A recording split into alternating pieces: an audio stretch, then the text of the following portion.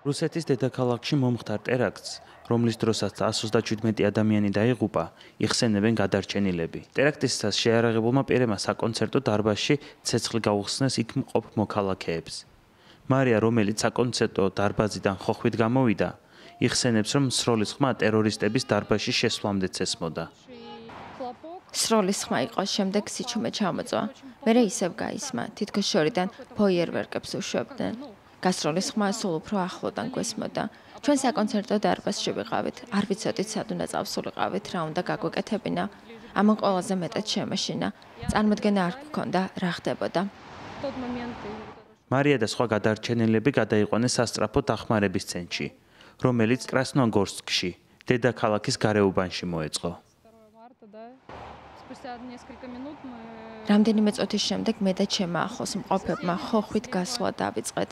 შემდეგ კი დარბაზიდან გავიქეცით. ყველას მადლობას ვუხდი, ვინც იმ საღამოს იქ მუშაობდა. ისინი მიგვითითებდნენ, საით უნდა წავსულიყავით. მათ დიდი საქმე გააკეთეს. ზუსტად არ ვიცი რამდენი, მაგრამ ასობით, შეიძლება ათასობით ადამიანის სიცოცხლეც კი გადაარჩინეს.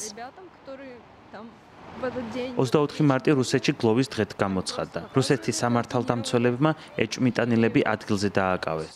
შემდეგ კიდევ 7 პირი აიყვანეს თავდასხმაში მონაწილეობის ბრალდებით. რუსეთის პრეზიდენტის ვლადიმერ პუტინის განცხადებით ისინი უკრაინაში გაქცევის დროს დააკავეს. კიევი კი თავდასხმებში მონაწილეობას კატეგორიულად უარყოფს.